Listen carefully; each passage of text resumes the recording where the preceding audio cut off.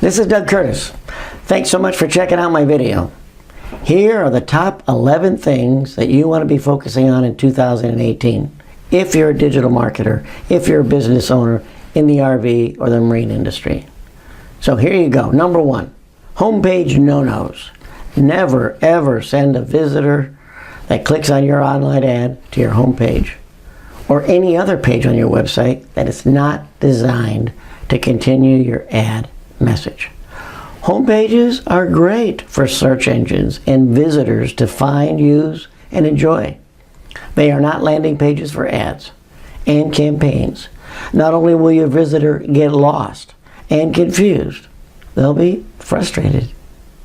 Number 2, always have a landing page or a lander to send your visitor to from your ad. Smart marketers test several different landers for the best response. Not all ads may link to the same lander either. It clearly depends on the ad's message and the continuity of that message right through to the lander. Several good SAAS or software service companies offer hundreds of pre-designed landing pages. Google them. It will be really easy. You'll find a lot of choices. Number 3, the headline of the ad is what I call the interrupt. It must instantly convey your message and ideally take no more than 7 words to do it. It must interrupt their thought pattern because they're not looking for your ad. You need to tell them that this is not like any other headline they've seen in this niche. Number 4, this is called the engage.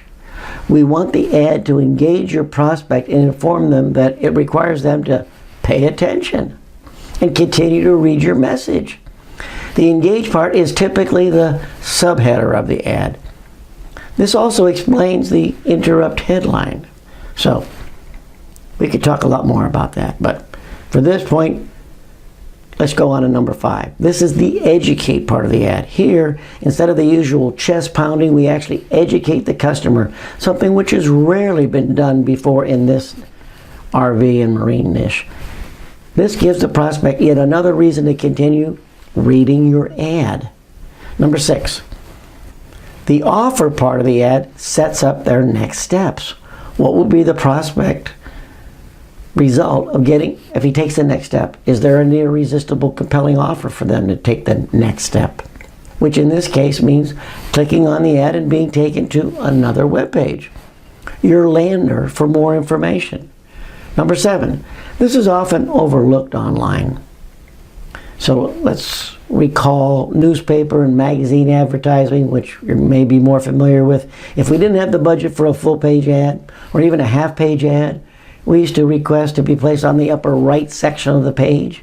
We made that request for 2 very obvious reasons.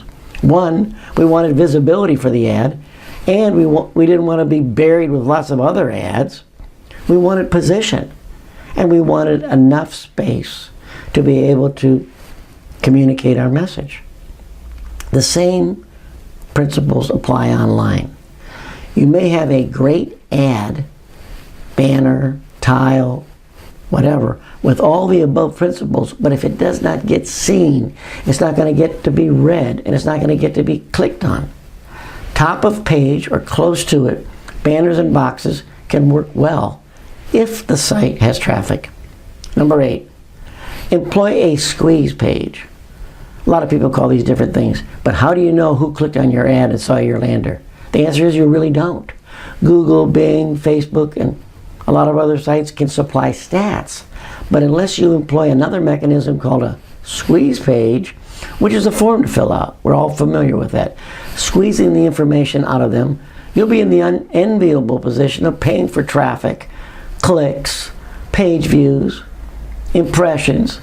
This will generate little to no business and 0 methods in which to follow up.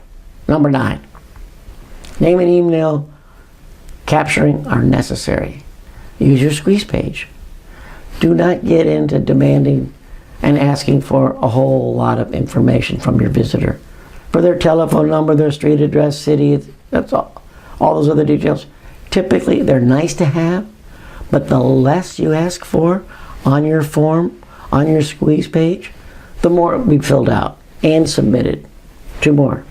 Number 10, make them an offer. Free, we know, works well, but it must be relevant to your offer and your goods or your services. A free report, a white paper, or a guide to buying your product all work. And lastly, number 11, follow-ups.